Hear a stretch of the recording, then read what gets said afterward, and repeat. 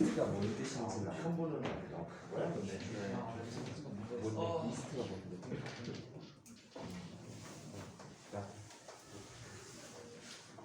동의가 한 거야? 네. 그래서 머리 아프고 고생하셨어요. 머리 아프면 공부하면 나았는데 약 먹다가 봤어요. 뭐라고? 약 먹다가 봤어요. 약 먹다가? 네. 약을 어떻게 먹었길래? 코로 부셔가지고 사했어요. 이거 원래 꼭 먹는 방법인데? 집에다가 말하다가 여기 전문적으로 해야지. 저희가 안 들었어. 들었어. 해봤어.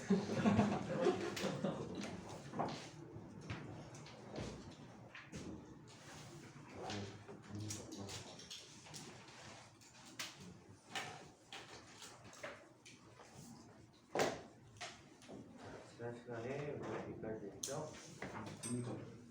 여기까지 했어요?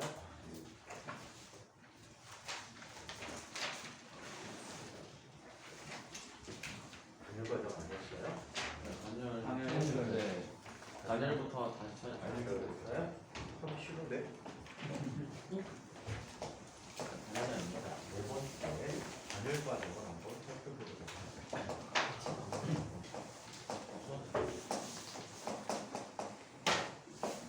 자, 단열과정이란 진짜 가고 있는 네. 값이 바로에 이제 풀지 아니라 지금 잡고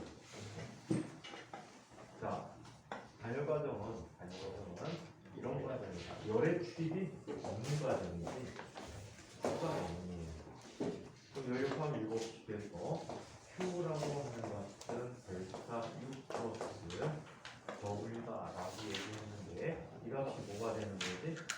0이 되버리는 거야. 오케이? 그래서 오늘 델타 U라는 것 또는 W는 서로 부호가 반대인 이런 과정을 갖게 된다고 얘기합니다. 자, 이 과정에서 만약에 델타 V가 양의 값이죠. 제가 팽창하는 거지. 자, 팽창하게 되는 경우에는 자, 얘는 W가 양의 값이 되버리잖아. 따라서 델타 U는 음의 값이 되버리지. 그래서 온도 변화가 음의 값이 되버리는 거야. 온도 하강하게 되는 이런 과정을 뭐라고 부른다 했죠? 단열 팽창이다라고 해서 구름 만들기 실험 과정이 단열 팽창 과정이야. 탄사면을 타고 올라갈 때 지구과학에서 자 얘가 습도가 100%가 되기 전까지는 건조 단열 감염이라고 하지. 매 100m마다 1도씩 하강하잖아.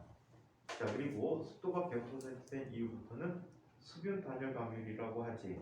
그래서 100m마다 0.5도씩 하강을 하게 되죠. 그리고 산사면을 타고 넘어가면 다시 습도가 높아지기 시작해. 습도가 낮아지기 시작해. 그래서 건조 단열 감염을 100m마다 내려오기 때문에 바람이 불어가는 앞부분보다 뒷부분의 온도가 어때? 더 높게 나타나는 산사면을 타고 나타나는 이 공기의 연력감적 과정이 단열 과정이기 때문에 그래요. 그래서 이런 일이 있다. 그래서 생기는 게 팬이라는 현상이지. 요즘 북서풍이 불고 있죠. 북서풍 내지 서풍이 많이 불고 있거든. 요즘 겨울철이다 보니까. 그래서 요즘 동해안에 태백산맥을 기준으로 동해안 쪽이 엄청나게 건조하대요. 불날 때가 됐지. 오늘 비 오는 바람에 좀 잡혔을 것 같아. 며칠만 비 더 안 왔으면 거기 산불 그냥 났을 거예요. 산불 나면 거긴 또 무식하게 나죠. 선생님이 제일 좋아하는 절이 하나 있거든. 가면은 여기 왜 이렇게 이뻐? 라고 했던 절이 하나 있어. 양양의 낙산사. 다 타버렸다. 거기에 고려시대 때 만든 동종이 있었거든요. 부리는 놈들이 비교적 낮잖아. 산불에 다 녹아서 없어져 버렸어. 동종이 없어져 버렸어. 근데 거기에 진짜 제일 아름다운 곳이 남아있어서 다행이지. 절벽에 가면은 홍련암이라는 암자가 있어요. 이것도 상당히 오래전에 졌는데 마룻바닥에 보면 틈이가 있어요. 그 틈으로 이렇게 내려다 보면 맞아. 절벽에서 바닷물이 치는 게 보여요. 가만히 너무 무서운데. 거기 한 10분 앉아 있으면 빨리 나오고 싶어요. 왜지 알아요? 언제 무너질지 모르잖아. 되게 불안하지. 자, 그러면 델타 V라는 녀석은 음의 값이야. 자, 얘는 압축되는 거지. 물과 이렇게 충혈이 됐어? 너무 열심히 공부했구나. 사이버.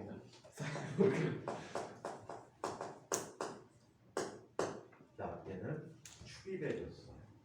자, 그렇다면 W가 음의 값이 되어버리지. 따라서 델타 U는 양의 값이 되어버리고 델타 T도 양의 값이 되어버려. 기온이 올라가는 거야. 단열 압축이라고 하죠. 단열 압축의 대표적인 예가 이런 예야. 자전거 타이어나 자동차 타이어에 바람을 넣어요. 바람 넣으면 갑자기 압축이 되지거든. 그래서 타이어가 엄청나게 뜨거워져요. 요즘 넣는 장치들이 다 기계 장치지. 그러다 보니까 열이 올라가는 게 느껴져. 타이어가 따뜻해져요. 그래서 단열 압축에 의해서는 열이 상승하고 있다. 얘는 하강기류에서 맑은 이유예요. 오케이? 그래서 기상현상과 연관된 것들이 상당히 많습니다. 자, 이 연료합동 과정을 그림으로 나타내주면 다음과 같이 나타내줍니다. 자, PV 그래프에서 이런 특성을 갖고 있대. 얘는 서로 다른 두 온도를 설정해 줘야 돼. 등온선이지. PV가 반비례하는 관계를 가지니까 얘는 등온선이야. PC라고 하고 얘는 또 다른 상태가 있어. pH라는 상태가 있대. 자, 이때 온도가 높은 pH에서 온도가 낮은 이 상태로 변화되는 과정이 바로 단열 과정이라는 과정이다. 오케이? 이게 단열 과정이라고 해요. 자, 그래서 얘는 단열 팽창, 반대는 단열 압축이야. 등온선보다 기울기가 더 크게 나타납니다. 감마배만큼 기울기가 더 크게 나타나게 돼. 자, 이때 이 녀석의 일계산 우리 지난번에 복잡하게 적분을 이용해서 했었잖아. 그지? 근데 만약에 이게 단원자 분자다 또는 이원자 분자다 라는 조건이 주어진다면 단원자 분자의 이상기체다 라는 조건이 주어진다면 엄청나게 쉽게 계산해 줄 수 있다 라고 얘기했었어. 이때 기체가 하는 일은 마이너스 델타 U입니다. 그죠?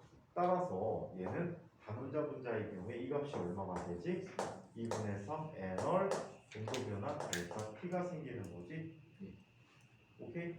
이렇게 해서 직접 쓰거나 아니면 이렇게 해도 돼. 2분의 3 곱하기 PV는 n월 T잖아.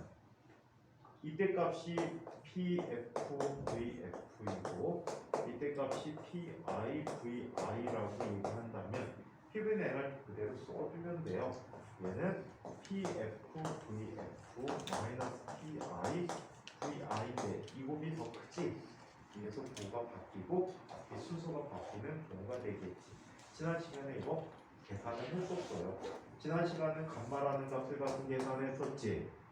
참고로 이를 이렇게 얘기했거든. 감마 마이너스 1분의 n월 곱하기 마이너스 델타 t라고 썼었고요. 또 동등하게 얘는 감마 마이너스 1분의 1 곱하기 PIVI 마이너스 PFVF라고 썼거든요. 이때 단원자 분자의 경우에 감마 값이 얼마가 돼? 3분의 5라는 값을 갖게 돼요. 비열의 비가 3분의 5라는 값이야. 이거는 뒤쪽에 설명을 따로 해줄 거야. 그래서 이런 값을 갖기 때문에 동등한 결과를 갖는다. 그래서 학교 시험 문제 단열 과정 어쩌고저쩌고 일계산해야 된다면 이 방법 쓰세요. 단원자 분자 1몰 이거 몰수 조심하라 그랬지. 1몰인지 2몰인지 항상 조심하시고 압력 부피로 줘줬으면 이 식을 그냥 쓰시면 되고. 아시겠어요? 네, 그래서 꼭 잘 기억해 주시기 바랍니다. 자, 이번에는 5번째 단열 자유팽창에 대해서 얘기해 보도록 하죠.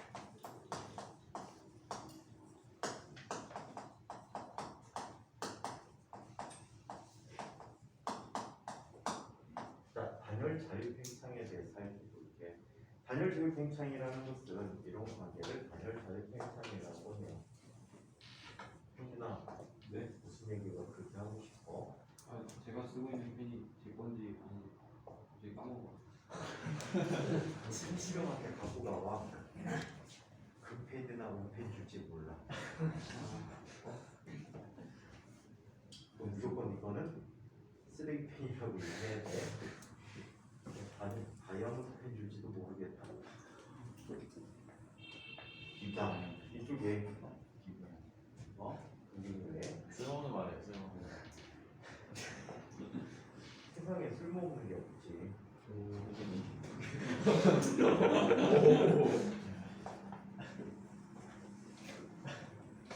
자, 단열돼 있대. 이 드립으로 문제에서 단열돼 있는 경우에는 이 용기를 두껍게 칠하고 비금 칠한 경우들이 많아.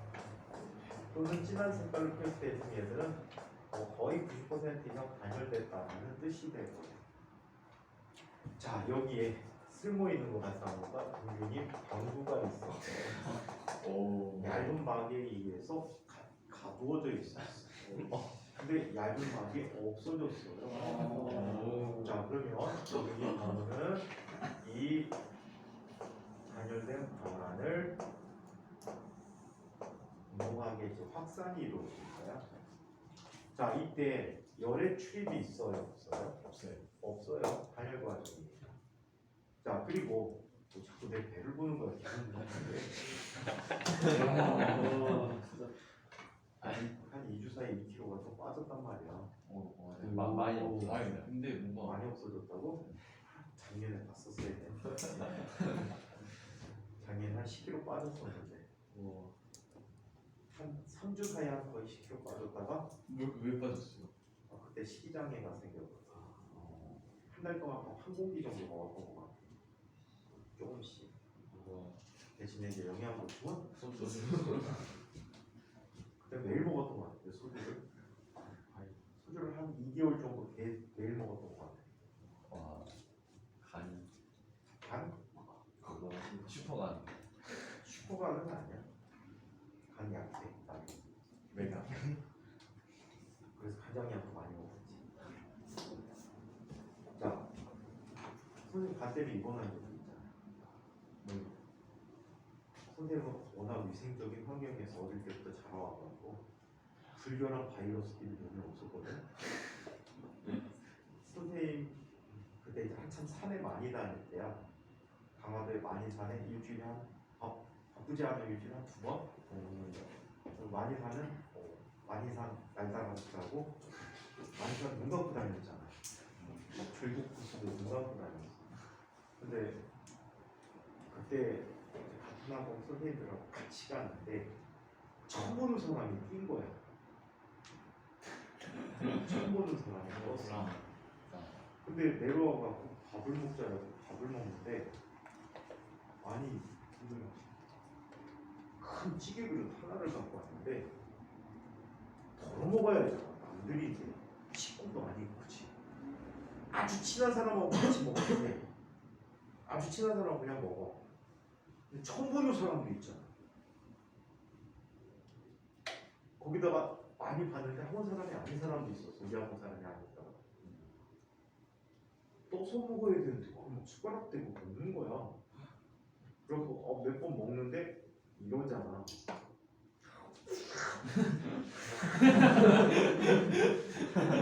되게 찝찝한 거야. 그러고 한 일주일쯤 지나더니 엄청나게 심한 감기 몸살처럼 아파. 그래서 감기 걸린 줄 알았어. 선생님 원래 그때만 해도 아파도 병원 거의 안 갔거든. 얼마나 아픈 병원 갔더니 여기 이비인후과를 한 열흘 정도 다닌 것 같아. 근데 약 먹으면 한 2-30분 괜찮다가 또 아파. 어느 정도로 아프냐면 학원 출근해야지 하고 소파에 앉아있다가 어느 순간 보면 누워있어. 아주 짧은 시간에 쓰러진 거야. 그래갖고 이상하다 그래갖고 내과를 옮겼어. 그랬더니 뜬금없이 감기 몸살을 들어가지고 피를 뽑재. 왜요? 그랬더니 뽑아보시면 알아요. 뽑고서는 다음날 아침에 전화가 와서 빨리 병원 와갖고 진료 의뢰서 갖고 큰 병원 가야 되네. 지금 죽기 직전이래. 그때 정상 간 수치를 GOT, GPT라는 검사를 이용해서 효소 검사하는 거거든. 이 검사를 통해서 수치를 비교한단 말이야. 수치를 비교하는데 정상 수치의 400배. 보통은 몇십인데 선생님 7천인가 8천인가까지 갔거든요. 보통 사람은 100미만, 끼케야 100근처. 그리고 한 달을 1부터 9까지 나누더라고. 그래서 선생님 워낙 피부가 까매갖고 느끼지 못했는데 한 달 지수가 9래. 그래서 병원에 입원했어. 암 환자가 들어와서 수술을 받고 퇴원을 하는데 선생님은 퇴원 못하고 누워 있었어. 2주 동안. 암 환자는 일주일 입원하더라고. 일주일에 그냥 퇴원시키대. 진짜 재밌게 노세요. 살라니까. 엄청나게 주사 붙이만 막 해갖고 회복을 하는데 엄청나게 힘들어. 덕분에 진짜 오랫동안 술 안 먹었지. 한 3개월 안 먹었구나. 담배도 3개월 안 피웠어. 근데 뭐 이때 진짜 담배 끊을 수 있었을 것 같아. 몸이 아프니까 담배 피러 왔다 갔다 하면 또 귀찮아. 안 펴. 아예 귀찮아서 생각도 안 나. 근데 꼭 주변에 나쁜 사람들이 있어. 친구를 잘 새겨야 돼. 지 혼자 담배 피고 술 처먹기 뭐 하니까 꼭 끌어들여갖고 같이 먹재. 그것도 퇴원하고 2달 동안은 하늘보리 들고 간다니까. 하늘보리를 한 3병 정도 들고 가. 술잔에 따라 같이 먹어줘. 그렇게까지 했는데 결국에는 또 입에 대고 말았지. 담배도 안 피웠는데 와 진짜 웃긴 사람들이야. 주변 사람 진짜 친구 잘 만나야 돼. 난 담배도 안 사가고 다녔어. 3개월 동안 안 피웠으면 거의 안 피운 건데 끊을 수 있을 것 같아. 어우 건강해지자. 자꾸 줘. 그래 한 대만 펴. 얘기할 때 있대. 할 건 없으면 똑같은 얘기지. 그리고 입을 대는 바람에 또 담배가 또 시작돼. 그때 딱 그 분위기로 갔었어요. 자, 그때 선생님 인하대병원에 입원했었는데 그 병원에 신기록 2개 세우고 나왔어요. 수면제 중에 가장 센 수면제가 있어. 병식에 하도 시끄러워서 잠을 못 자. 그러니까 한 4일 정도 잠을 거의 못 자나. 얼굴이 안 좋으니까 체온도 높은 데다가 얼굴이 안 좋으니까 의사가 어디 불편하세요? 잠을 못 자고 그렇더라고요. 주변이 시끄러운 사람이 한 사람이 있어. 남들 잘 때 활동하고 남들 활동할 때 자는 사람이 있어. 이번 사유도 볼 때려 똥 맥혀서 들어왔어. 할아버지인데 똥이 막혀갖고 변비가 엄청 심한 거야. 그러면 설사를 유발하는 약을 줘줄 거 아니야. 그럼 자기 인하대 병원도 입원했으면 그 병원에서 줘준 약을 먹어야 되는데 자기가 다른 병원에서 지원 약도 같이 먹어. 그럼 정상적인 병이 아니고 뭐가 나오니? 정상인 사람이 변비약 먹으면 어떤 일이 생기지 알아? 설사해. 근데 이 사람은 똥 맥혔는데 그 병원에서 주는 약하고 자기가 개인 병원에서 진 약하고 같이 또 먹어. 싸갖고 왔어. 그 새벽마다 화장실 가고 깨버렸다. 거기다가 막 스탠드 들고 다니면서 이 사람은 유기병으로 된 걸 많이 다니고 다녔거든. 잡아들여. 간병인이 있는데 간병인 들어가고 같이 다니면 되는데 간병인도 안 불러 혼자 다니다 잡아들여. 병실 안에서 깨져. 근데 그래서 수면제 처방받았는데 이게 8시간 정도 자야 돼요. 기본적으로 8시간 정도를 자게 해주는 약이야. 근데 한 10분 잤나? 10분 자고 잠이 달아났어. 바로 옆에서 병 깼나. 경계라고 이런. 그리고 수면제 먹고 10분 잔 거 이 병원 기록. 밤새 돌아다녔어. 잠 하나 봐. 더 가나?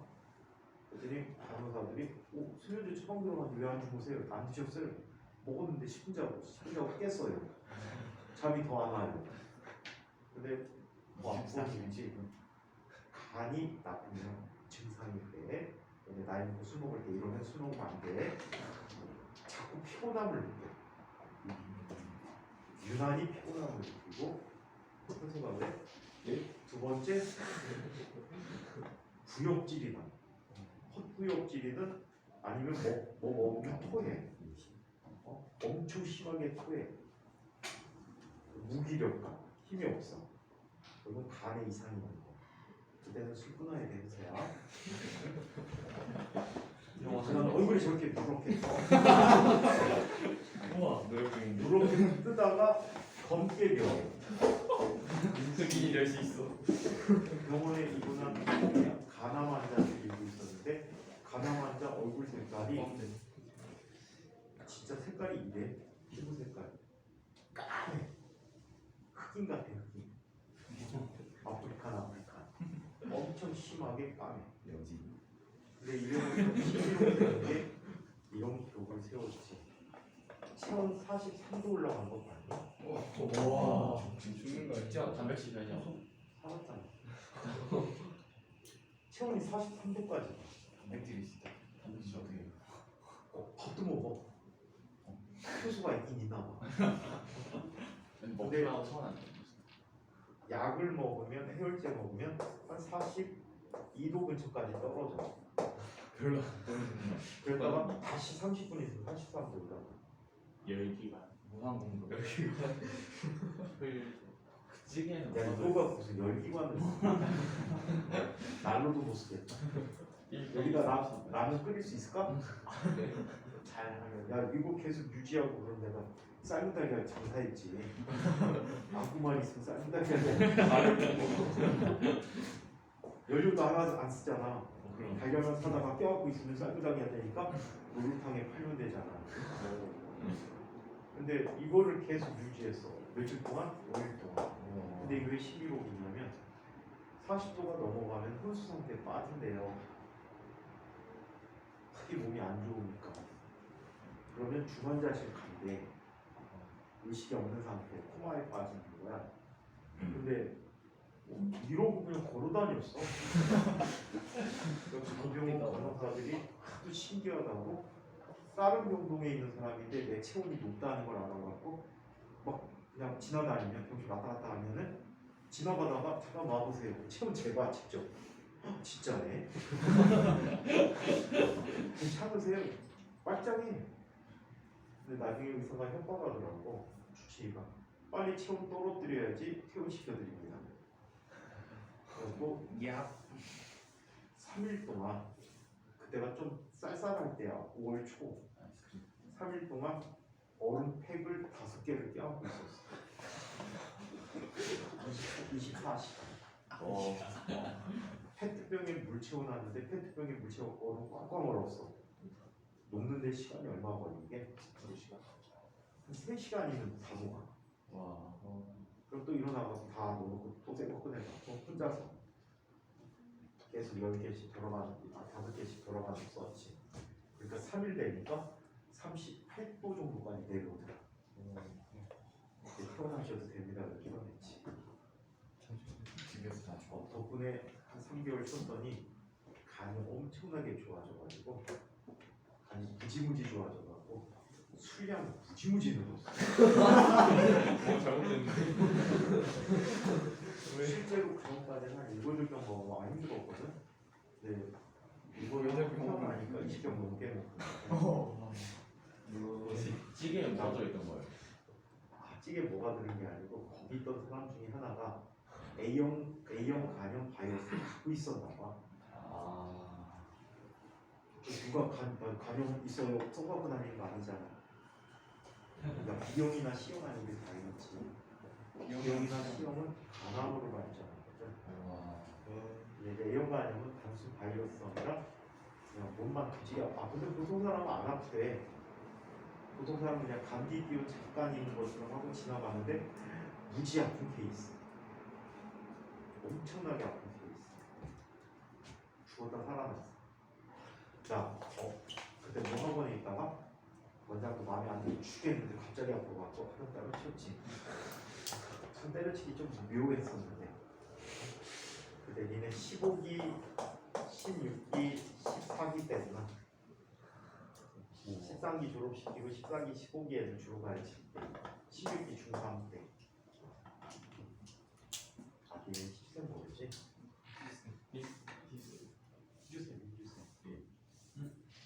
너네 17기 선배 있잖아. 적어주세요.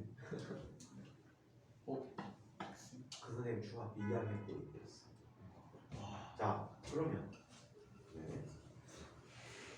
아야 너무 옛날이야. 오 이제 세번 말한다.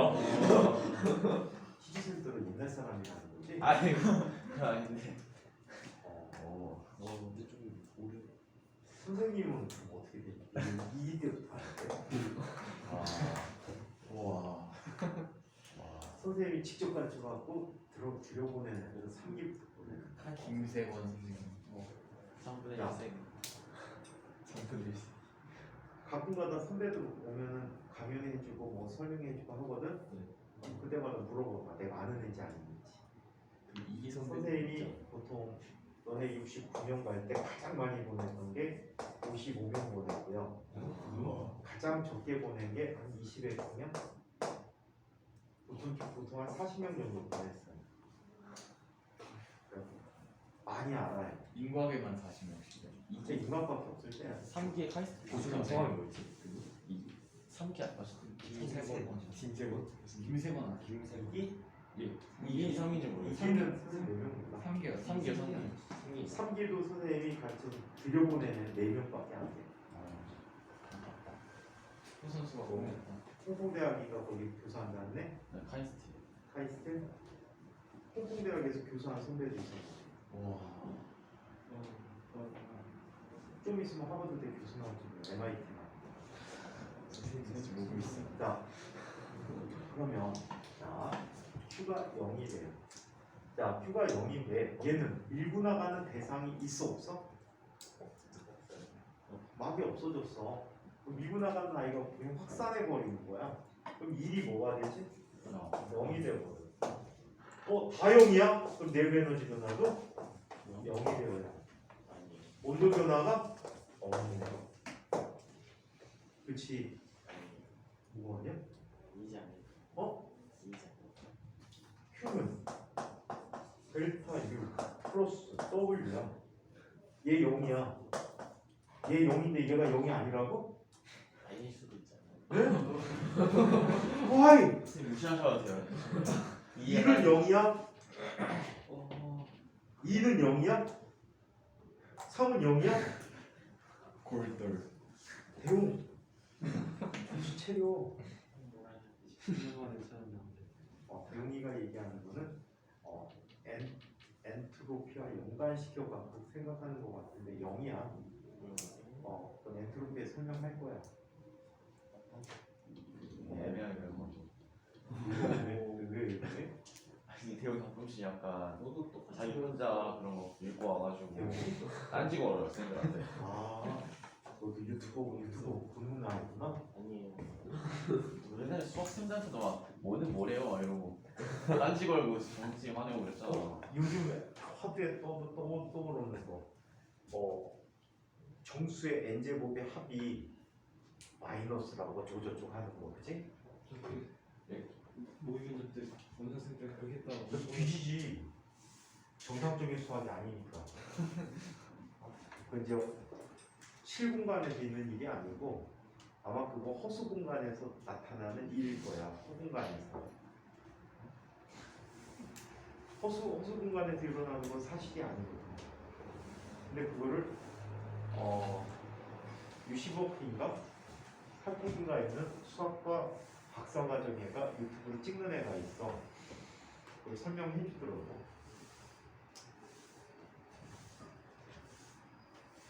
근데 배울 때는 정상적인 거 배워야 돼.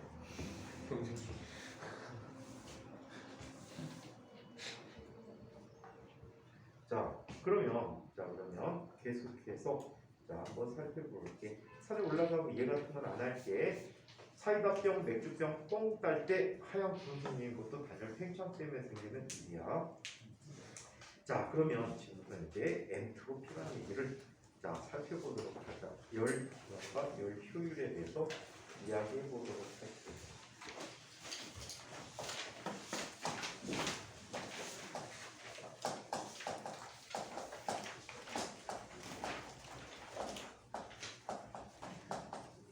옛날 방법대로 설명해 줄까? 책에 있는 방법대로 설명해 줄까? 옛날 전통적인 방법을 한번 이용해서 살펴보도록 할까? 얘는 너무 책을 급진적으로 썼어요. 급진적이라는 거는 아마 책 쓴 사람이 진보주의자 같아. 책이 너무 급진적이야. 두서없이 이거는 이거야 라고 가르치게 만들어놨어. 인과관계가 필요한데. 자, 열기관과 열효율 얘기해서 이런 걸 먼저 살펴보도록 할게. 앞부분은 똑같아. 가역 과정과 비가역 과정에 대해서 얘기해보자.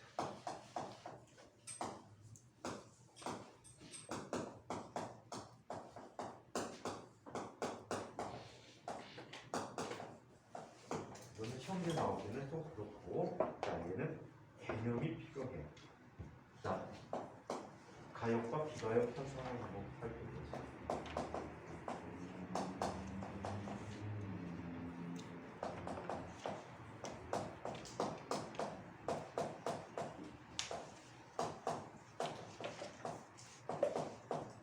가역 변화와 비가역 변화를 얘기해보자. 먼저 가역 변화에 대해서 살펴봅니다.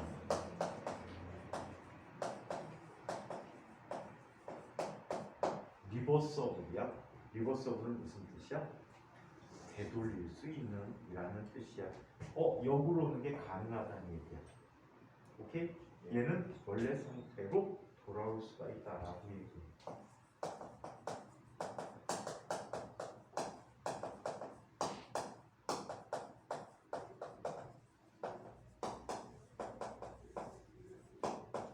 굉장히 이상적이지. 예를 들어서 역학적 에너지 보존 법칙도 실제 자연 현상에서는 성립할까?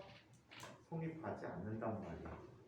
근데 우리는 이상적으로 성립한다라고 가정하지.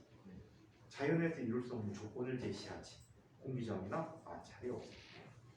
자, 그래서 얘는 원래 상태로 돌아올 수 있는 과정인데, 만약에 공기정이 없다라고 한다면 고무공을 밑에 바닥에 충돌은 탄성 충돌이라고 할 때 공을 떨어뜨리면 땅땅땅 튀길 때 제자리까지 올라올 수 있지.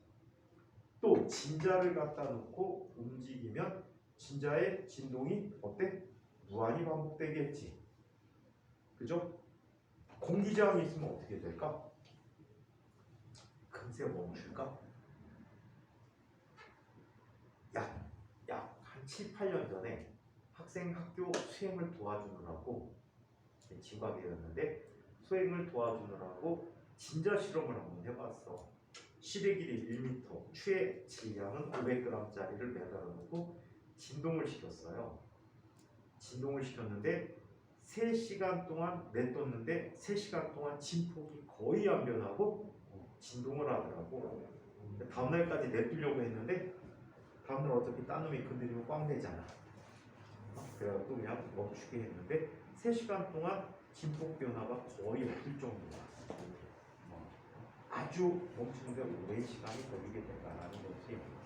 자, 물론 추의 형태에 따라서 많이 다를 수 있는데 추가 진짜 쇠로 만든 밀집된 추였어. 그래서 진동이 상당히 오랫동안 진동되고 이런 변화가 가역 변화다. 그럼 실제에서는 어떤 게 가역 변화라고 할 수 있을까? 근사적으로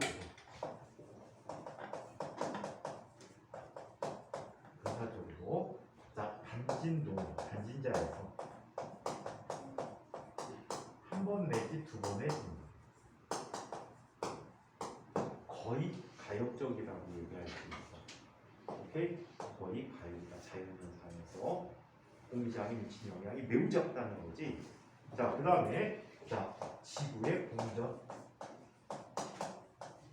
자, 이런 것들을 가역적이다라고 얘기해 줄 수가 있어. 지구 공전할 때 가역적이잖아, 그치? 계절이 끊임없이 반복되잖아.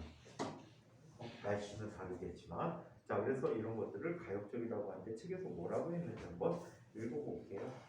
자, 그림과 같은 진자에서, 자, 공기저항이나 마찰이 없다고 한다면 일정한 진폭으로 계속 진동한다. 즉, 진자의 역학적 에너지는 보존되고 한 주기마다 동일한 에너지 상태 운동을 반복하게 되는데 이와 같이 외부에 어떤 변화도 남기지 않고 원래 상태로 되돌아갈 수 있는 변화를 가역 변화라고 하고 이러한 변화를 가역 과정이라고 한다. 자연현상 중에 완벽한 가역은 없다. 근사적으로 얘네들이 가역에 가깝다라고 얘기하는 거지. 지구의 공전조차도 근사적이라는 얘기야. 자, 마찰이나 저항이 없는 이상적인 상황에서 일어나는 변화는 가역 변화에 해당하는데 자연현상에서는 실제 존재하지 않지요. 자, 그러면 비가역 변화는 어떻게 될까?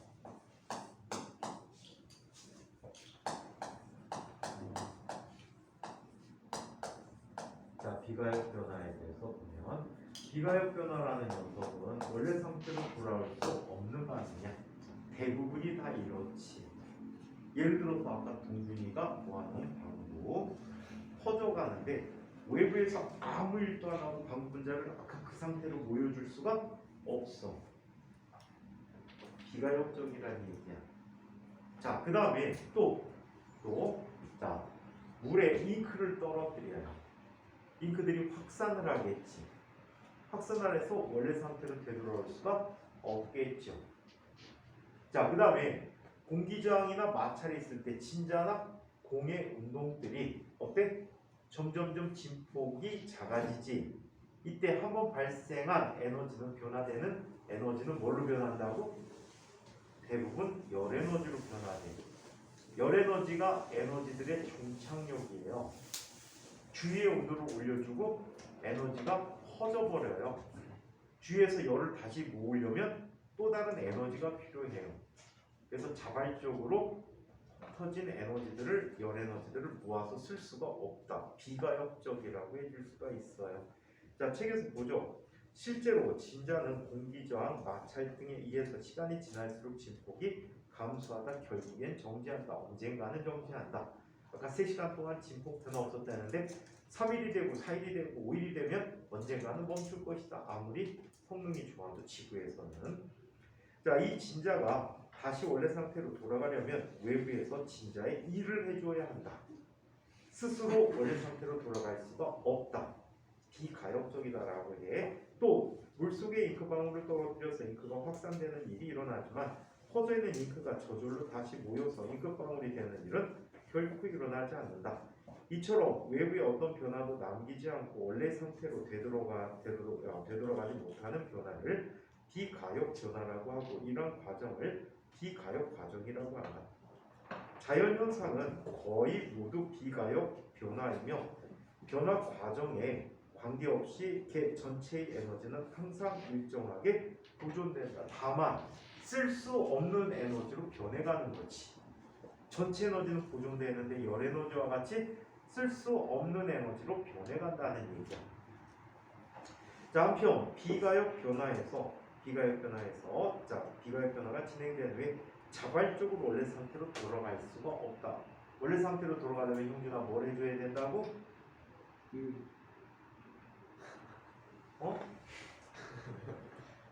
형준아 뭘 해줘야 되지? 잤어요. 진짜. 죄송합니다. 너네 사기 선배 중에 홍인수라는 선배가 있는데 그 친구는 중학교 때 수학과학 경시 됐을 때 수학의 정석 한 번도 안 보고 인천시 최우수를 받았어요. 전국대 금상인 강상 받았었는데 이때 얘가 학원에서 수업하는데 첫 시간에 자더라고. 깡이 좋은 거지. 그때는 막 선생님 엄청나게 때릴 때야. 근데 얘가 자는 거야. 그래서 깨웠어. 지금 어디 가지? 그랬더니 심지어 펴는 쪽보다 한 7, 8쪽이 뒤로 갔어. 막 넘기더니 여기 했습니다. 그리고 그 친구는 자도 수업을 듣는구나. 그래갖고 유일하게 잘 수 있는 곳을 허락받았어. 저는 열심히 공부. 그 친구가 자면은 그래 자. 애들 깨우려고 야내 또 어차피 다 듣잖아. 그 얘기도 다 들어. 맹상이 뭐. 근데 수학의 정석을 한 번도 안 한 것처럼 우리도 한 번도 안 했어. 그래갖고 그때는 서울대 가려면 상황에 남아야 되지. 서울대 컴공가. 와 멋있다. 자 그러면 그러면 계속해서 한번 보죠. 비가역 변화의 예를 한번 살펴보도록 하자. 일을 해줘야 된다는 거지. 네. 예는 무슨 뜻이야? 자, 옆에는 그림처럼 같은 용기에서 한쪽 A에 채운 기체가 진공 상태이면 B 속으로 자율팽창하는 일이 일어나게 된다. 얘는 언제까지 일어날까? 양쪽으로 수가 거의 비슷할 때까지 이동을 하게 될 거야. 같은 조건이라면. 이런 걸 뭐라고 하냐면 경우의 수가 가장 많이 있을 수 있는 특정 표시된 입자들이 한쪽에 존재할 확률을 또 다른 쪽에 존재할 확률을 경우의 수로 나타내 줄 수 있지. 그래서 가장 존재할 확률이 높은 상태로 변화되게 돼요. 이 확률로 취급하면서 연력학을 확률로 취급하면서 통계 물리학이라는 게 출발하게 되지. 현재 통계 물리학은 어디까지 갈게?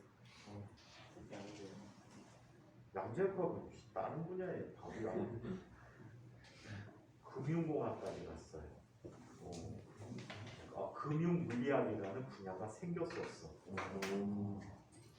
왜 생겼냐면 나사에서 근무하던 물리학자들이 있어. 이 사람들이 했던 거는 통계 물리학자들인데 우주 환경을 통계적으로 처리해. 여러분들 잘 알고 있는 모를 수도 있겠지. 카오스 이론이나 또 카오스 이론을 설명할 때 프랙탈이라는 걸 이용하거든. 아마 수학 시간에 프랙탈을 봤을 거야.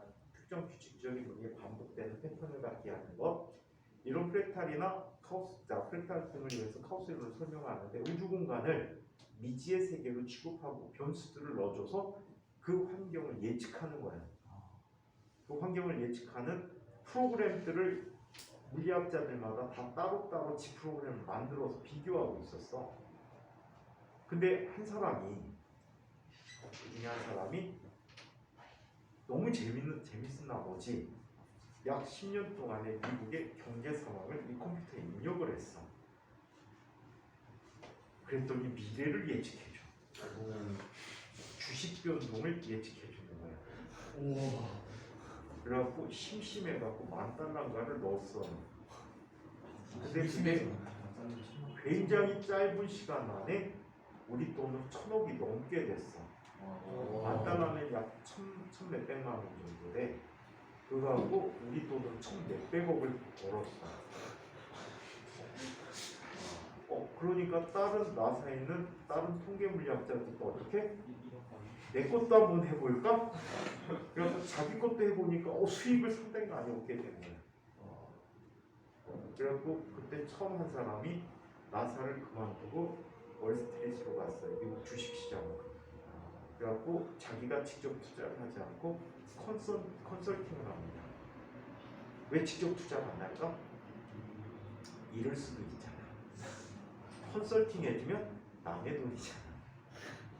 근데 그 사람이 컨설팅 해준 사람들이 상당히 많은 사람들이 상당한 수익을 받대요. 그 소식을 듣고 친구들이 다 쫓아서 월스트리트로 가버립니다. 그래서 옛날에 그게 책으로 나왔죠. 나사의 과학자가 월스트리트로 간 이유. 그러면서 금융물리학이 탄생하게 됩니다. 요즘은 금융공학이라고 같이. 그래서 새로운 물리 분야가 자꾸 생기면 공대로 넘겨줘요. 물리학자는 배고파요 맨날. 하지 말란 말이야. 물리하면 배고파요. 쓸데없이 0켈빈에 가까운 온도로 만들고 있지. 만들어서 뭐 할 거야? 냉장고. 노벨상 고작 받아봤자 상금 15권밖에 안 돼. 100만 달러. 와 냉장고 냉장고. 명예는 어? 명예. 명예가 부지게 주니?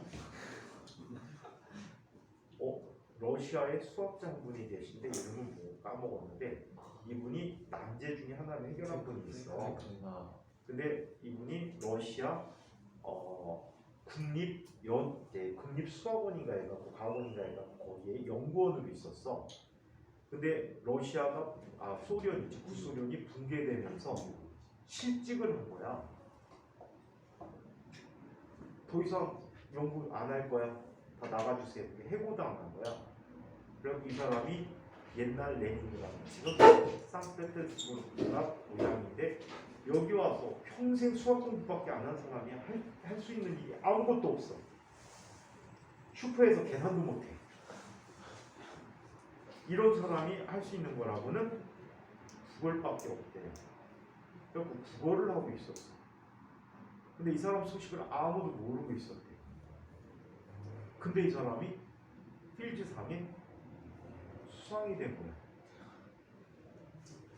필즈상 수상자가 됐어. 발표를 해버렸어. 이 사람 동의도 안 했고. 그래갖고 필즈상 수상자가 됐는데 사람들이 이 사람을 찾아 헤맸는데 없는 거야. 수학원선 그 국립과학원에 잘렸고 고향에도 어디서 뭐 하는지 소식이 없는 거야. 길바닥에도 구걸하는 사람 누가 그 사람이라고 알겠니? 그래갖고 이 사람이 구걸을 하는 걸 우연히 서방에 있는 기자가 발견을 한 거야. 그래갖고 그 소식을 알렸어. 당신 필지상에 수상됐습니다. 근데 그분이 이제 호르몬이를 모시고 살았나 봐. 근데 시큰둥했대요. 글쎄요. 내가 하루 구걸을 안 하면 어머니가 먹고 살기 힘들어서. 상금이 그것도 100만 달러가 알고 있거든. 상금이 100만 달러인데 안 가십니까? 가려고 해도 비행기 값이 없어서. 그래갖고 가서 받은 걸로는 알고 있는데 어떤 과정을 받았는지 모르겠어. 아마 신문사에서 돈을 좀 줬을 것 같아. 그 대가로. 그런 분들도 있어요. 수수가 간 사람들을 배고파요. 다 공학을 해야 돼. 가장 돈 많이 버는 거가 박사학위 따기가 가장 쉽고 취업하기가 가장 좋고 연구원 자리가 가장 많은 과가 전기전자야. 전기전자는 거의 무궁무진이야. 연구원 자리도 무지막지하게 많아요. 선생님 후배 아이 중에 하나가 1년 후배가 있는데 얘가 유학을 갈 때 전기전자로 바꿨어요. 물리학에서. 그러니까 유학한 학교가 조지아텍이라는 학교가 있어. 애틀란타에 있어. 미국의 전기공학과 순수 순위로만 5위 안에 들어. 거의 매번 가장 많이 떨어진 게 9위까지 떨어졌을 거야. 거기를 졸업했는데 얘가 거기서 솔라셀을 했어요. 태양전지. 지금 하나에서 우리나라에서 유일하게 하나에서 태양전자 사업하고 있지. 삼성하고 LG에서 하다가 포기했거든요. 그래갖고 하나 큐셀이라는 회사에서 하고 있는데 거기 전무야. 근데 이번에 하나 큐셀이 미국으로 진출하더라고. 걔가 여태까지 유럽 법인장이었거든. 걔 사무실이 유럽 쪽, 아시아 쪽에 가고 20몇 개가 있어.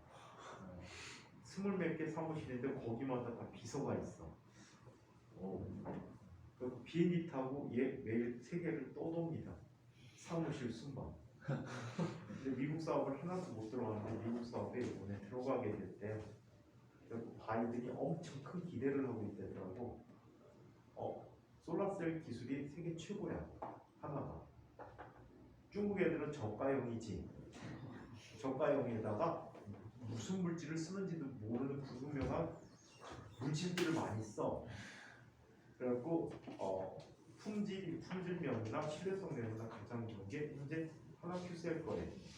미국에서 그걸 이용해서 태양광 발전하는데 쓸 거다라는 얘기가 나오더라고.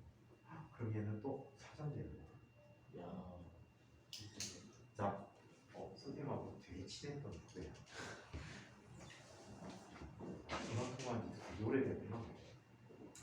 전화 통화한 지 13년 됐나 보다. 근데 그때도 한 거의 20년 만에 통화했던 거야. 그 통화도. 걔 연락처 알기는 선생님 친구가 막 얘기하다가 그냥 그 얘기 나와서 너 전화번호니 이때 줘봐 한번 통화 좀 해보자. 통화를 했어요. 그랬더니 처음에 못 알아보더라고. 여보세요 누구시죠? 네. 목소리 되게 까라. 그때 상무 때. 네 왔습니다. 야 누구야? 나 누구야? 나 준표야. 네? 나 매덕분 준표라고. 갑자기 얘가 목소리를 확 바꿔. 준표야 오랜만이에요. 근데요 제가 지금 회의 중이라 회의 끝나고 전화 드릴게요. 그러니 옆에 있던 직원들이 얼마나 웃었겠네. 뭐라고? 무게 되게 잡고 있다가 하고 애기 목소리 내니까 여기 건드렸다. 카메라 건드렸어. 이거 봐. 카메라가 마치 좀 한번 이렇게 봐봐 화면. 괜찮은 거 같아? 가끔가다들이 이렇게 잡아놔. 어제 자, 그러면 비가역 어떻게 다 와서 괜찮아. 자, 비가역 변화를 살펴보는데 비가역 변화 계속. 자, 얘는 한번 상황이 변한 다음에 원래 상태로 전혀 돌아올 수가 없는 과정들을 외부에서 일을 해주기 전까지 전혀 돌아올 수 있는 과정들을 비가역 변화라고 이야기합니다. 자, 그래서 좀 전에 이 확률 얘기하다가 얘기가 삐뚤어져 나가거든요. 그래서 이 풍요 물리학을 갖게 된 이 입자들이 경우의 수가 가장 많은 상태로 변화되는 것. 외부에서 아무 일도 안 하고 분자들이 스스로 운동해서 한쪽 하면 옮겨갈 수가 없다는 사실. 자, 두 번째, 공기 중에서 진동하는 진자의 진폭이 점점 감소한다. 강제 진동이라는 걸 시켜주면 얘들은 계속 같은 진폭을 유지할 수 있죠. 예를 들어서 여러분들이 그네 탈 때 등 누군가 뒤에서 밀어주는 현상. 그거는 누군가 일을 해주기 때문에 진폭이 유지가 되는 거지. 아니면 니네 구름을 해갖고 긴 그네 같은 경우에 발구름을 해갖고 올려줄 수, 자 진폭을 유지할 수도 있겠다. 그 원리가 뭔지 아니? 그 원리가 아주 약간의 에너지 변화를 주니까 스스로 내가 일을 해주는 거야 그네한테. 어떻게?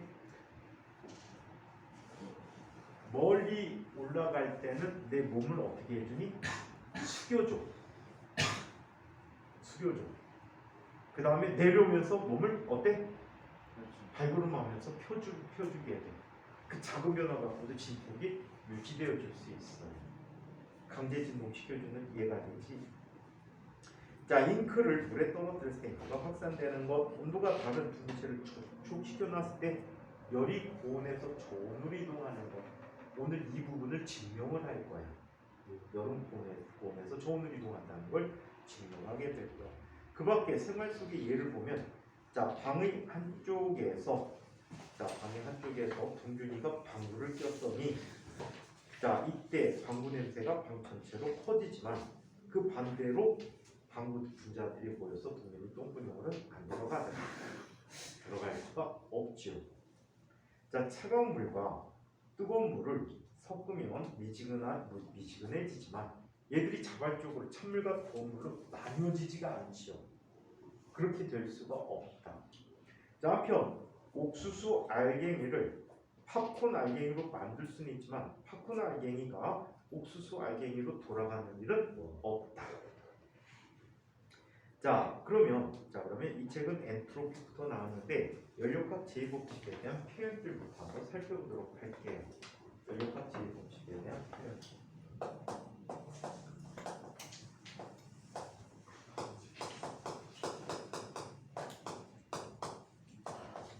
엔트로피부터 나가면 어려움이 있을 수 있어서 좀 더 기초적인 것부터 얘기하도록 합니다.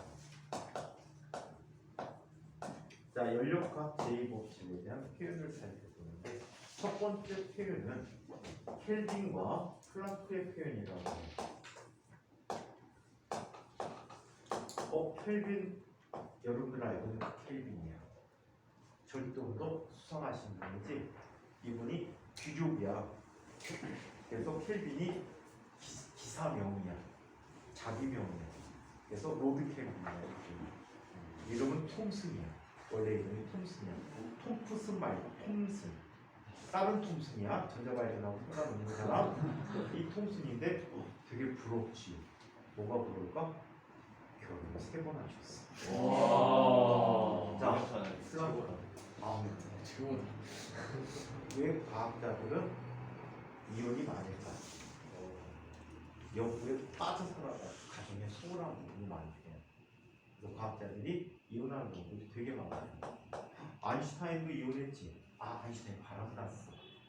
와. 자기 육촌 여동생하고 바람 났어. 와. 나이 차이가. 네, 콩가루 집안. 콩가루가 아니고 유럽은 사촌끼리도 결혼하는데 옛날에 우리나라도 지금 8촌 넘어가면은 결혼 가능하지. 동성동본들 8촌 넘어가면 결혼 가능해. 8촌은 진짜 가까운 친척이야. 선생님 9촌 조카도 알아. 와. 9촌 조카. 9촌 조카의 두 아이는 지금 다 의사 쌤이야. 와. 한 애는 일반고등학교하고 서울대 항공우주 들어갔다가 항공우주 웬만하면 하지 말라는 얘기야. 장래가 불투명하니까 연대 의대로 편입해서 들어갔어. 학사학위로. 그 다음에 그 집 딸내미가 있는데 걔는 대종과학을 졸업하고 아주 특이하게 연대 영문과로 들어갔어. 뭐지? 그러다가 영문과 들어갔다가 재미없다고 졸업하고 의학 전문대학원 연대 들어가고 거기 졸업해갖고 지금 의사 쌤이야. 왜 여기 거? 어? 어떻게 거기까지 떠. 니네 사기 선배는 경찰대학교 간 애도 있어. 그래도 과학수사? 과학수사가 아니고 지난번 보니까 경찰 기동대에 있던데. 형사 기동대. 지금 걔 아마 경정 정도 됐을 것 같아. 똥 3개 정도 됐을 것 같아. 자, 힐브 프랑크 표현을 한번 해보세요. 켈빈 프랑크 표현. 자, 켈빈 프랑크는 이런 이야기를 합니다. 자, 주어진 모든 여론 일로 전환할 수 없다.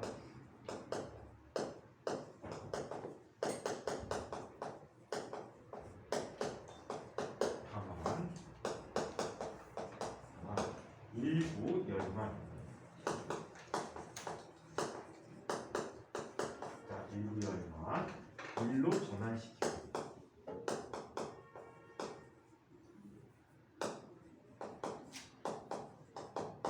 자, 일부 열만 일로 전환하고 나머지는 전의 상태로 내보내게 돼요. 흘려보내는 거지. 자, 그래서 결론은 100% 열효를 갖는 열기관이 없다라는 걸 얘기해요.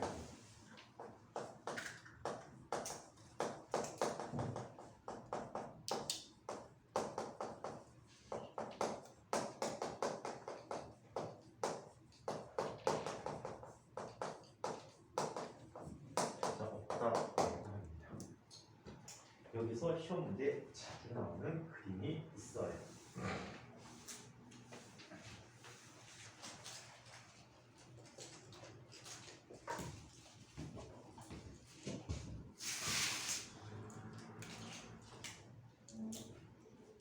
자, 시험 문제 자주 나오는 그림 있는데 이런 그림이 있습니다. 자, 이쪽에 고온의 열 저장체가 있대요.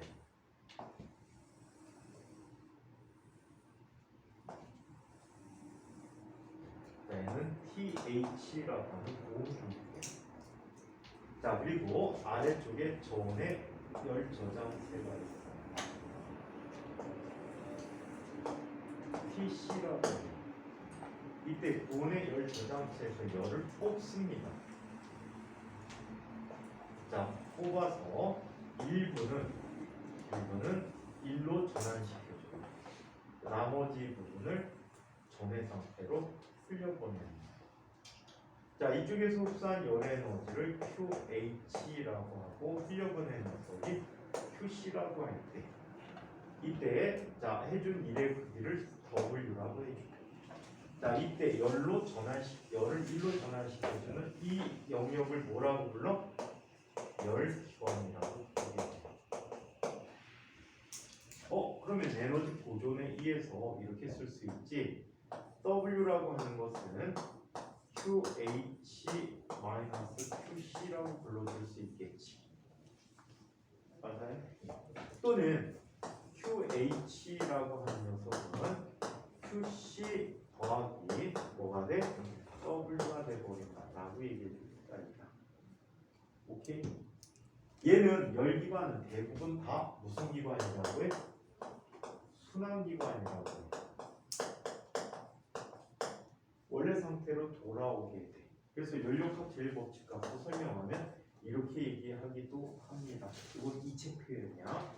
이건 바뀐 책 표현이야.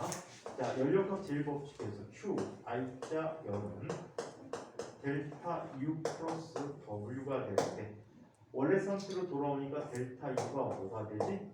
0이 되어버리기 때문에 이 기체 한율은 I자 열과 같다. 즉 받은 열 델타 QH 빼기 내보낸 열 QC로 나타낼 수 있다라고. 다음 편 열기관의 열 효율이라는 얘기를 얘기해보자.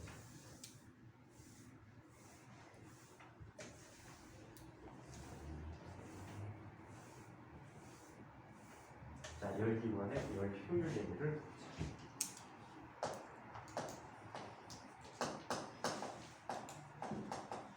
얘를 많이 묻습니다. 자, 열기관의 열 효율 얘기를 많이 물어봐. 열기관의 열 효율은 이렇게 써요. E는 공급한 열 에너지에 대해서 얼마큼의 일을 하는지의 값을 갖고 얘기해요. 자, 얘는 다시 쓰면 이렇게 쓸 수가 있죠. QH 분의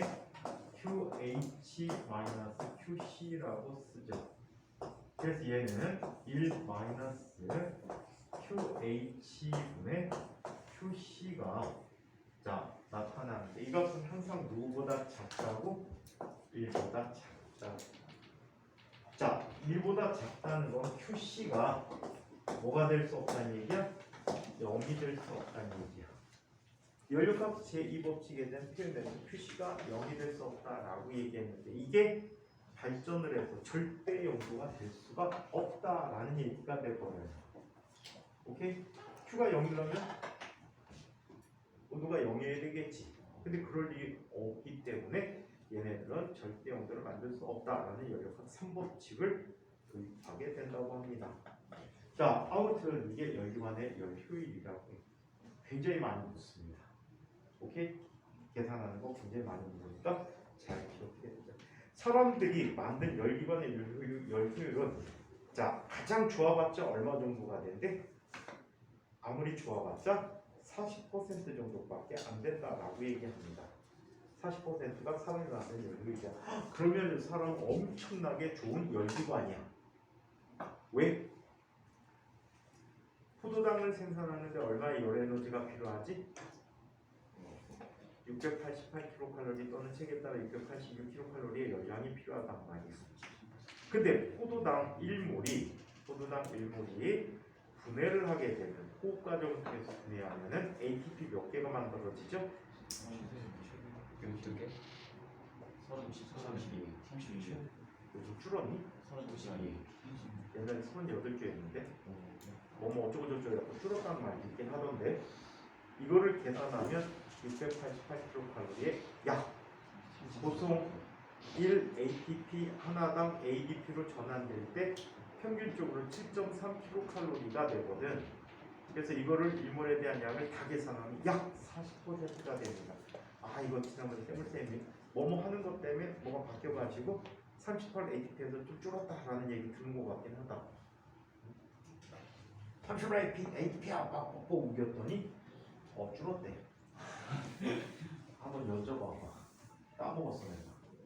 뭐 하는 과정이 새로 밝혀지면서 ATP가 생산이 덜 되는 것 같아. 아무튼 40% 육박해. 그래서 엄청나게 사람은 좋은 열기관. 좋은 열기관. 자, 훌륭한. 너희들은 연료를 밥으로 채우면 선생님 소주로 채우니까 효율이 더 좋은 열기관. 그렇지, 액체는 어때? 접촉 면적을 장과의 접촉 면적을 넓게 해서 흡수 속도가 빠르지. 그리고 화학 반응을 일어나기 더 쉬운 상태지. 고체 물질보다. 그래서 엄청나게 좋은 열기관을 갖고 있습니다. 그러니까 체온이 43도다 같이. 열기관. 그 열기관 효율 나쁜 건데. 열 에너지는 버리는 에너지잖아. 고장 났었잖아. 자, 그래서 열을 많이 발생시키는 건 좋은 열기관이 아닙니다. 자, 그래서 이런 얘기를 해봤고요. 한 가지 더 얘기해보자. 자, 불가능하지만 완전한 열기관을 한번 볼까?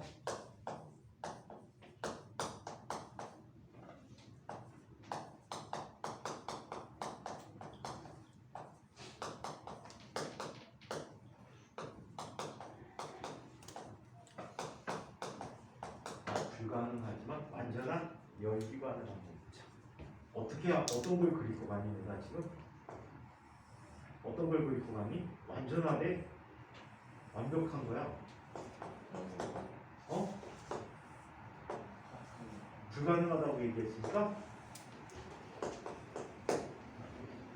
주어진 모든 열 에너지를 일로 바꿔.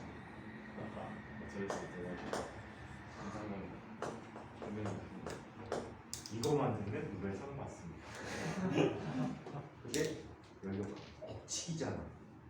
얘는 깨질 수가 없어. 가수 법칙도 깨지게 생겼는데 지금 자아를 찾고 있잖아. 자아라는 게 뭐냐면 우리 N극과 S극은 분리할 수 없다고 배우잖아. 근데 지금 많은 물리학자들이 N극과 S극은 분리된 상태를 발견하려고 노력을 시작했어. 왜 그런 거의 가우스 원리 되는 거예요? 응? 가우스 원리. 가우스 제2법칙이 깨져요. 가우스의 원리. 가우스의 원리. 맥스웰 방정식 두 번째 방정식이 깨져.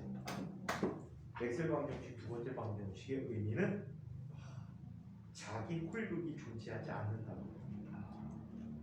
네. 물리학의 어마어마한 변화가 또 생기겠지. 자, 아무튼 이렇게 불가능한 열기관이 있고요. 이거를 써준 이유는 전혀 다른 사람에 의해서 표현되는 열기관 제2법칙과 비교하기 위해서요. 자, 그 사람이 누구야? 카르는 아니야. 카르는 항상 비싸다. 누구지?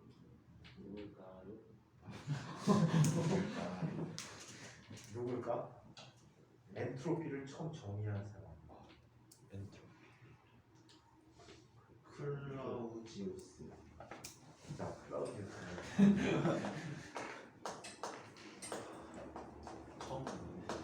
처음 들어보냐? 이분도 되게 유명한 과학자 집안이에요. 집안 자체가 다 과학자 집안이에요. 엄청나게 유명한 유럽에서 유명한 과학자 집안이에요. 부모가 공부를 하면 자식들도 공부를 했나 봐. 옛날에. 그래서 너네들이 나중에 좋은 자식, 훌륭한 자식을 만들기 위해서 공부를 해. 자식과 함께. 주제는 노는 걸 좋아해가지고. 자, 클라우디우스의 표현을 한번. 자, 클라우디우스는 이런 표현을 하게 됩니다. 자, 엔트로피를 정의해서 여러 가지 표현을 나중에 얘기하게 되는데 이분은요, 이런 정의를 하게 돼요. 자, 주위에 아무런 도움 없이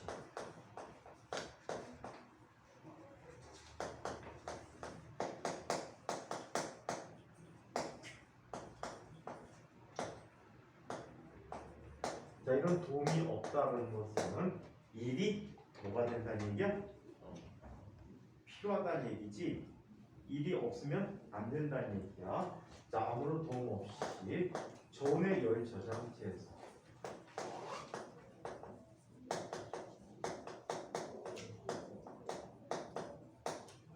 저온의 열 저장체에서 열을 뽑아. 추출하여라는 표현 많이 쓸 때 그냥 뽑아라고 쓸게. 그 말이잖아. 열을 뽑아서 자, 고온의 열 저장체로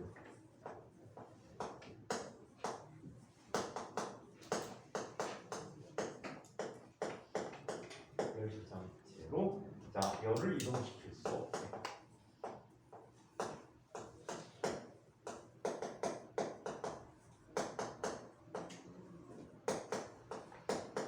그렇다면 자연 상태에서는 열은 항상 어디에서 어디로 흐른다? 고온에서 저온으로 흐른다라는 표현을 쓰게 돼요. 자, 또 다른 표현을 이야기하면 바로 그 표현이야. 열은 고온에서 저온으로 이동한다. 자, 엄밀하게는 고온의 열 저장체에서 저온의 열 저장체인데 많이 생략할게. 자, 이렇게 이동을 합니다. 또 다른 표현을 써요. 자연현상에서는 항상 엔트로피가 증가하는 방향으로 자연의 변화가 일어납니다.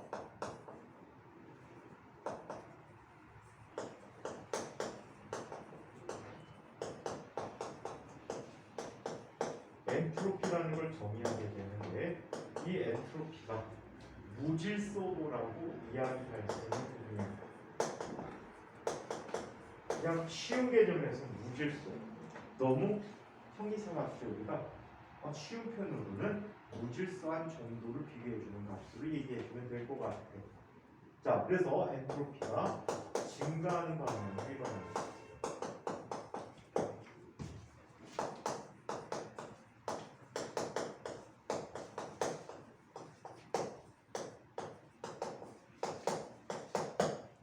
자, 이렇게 이동합니다.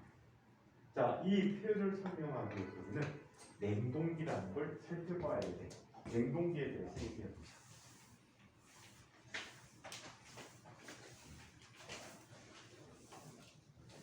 우리 학원의 모든 시계가 5분 정도가 빠르다. 진짜요? 누가 일부러 강심마다 더 빠르게 만들어 놓은 것 같으니까 새만 봐도. 자, 냉동기를 한번 살펴보자. 냉동기. 2학년 애들 가르치면 소파다 시간 돼서 내 시계는 안 보고 나오려고 탁 했는데 이상하게 밖이 너무 조용하잖아. 그러니까 애새끼들이 한 30분 땡겼는데. 자, 냉동기라는 녀석은 어떤 장치냐? 이런 장치야. 자, 여기 고온부가 있고 저게 저온부가 있어.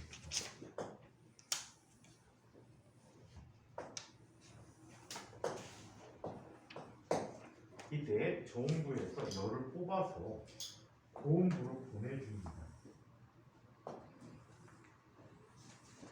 자, 이때 뽑은 열 에너지에 대해서 얘는 외부에서 일이 보태져야 합니다.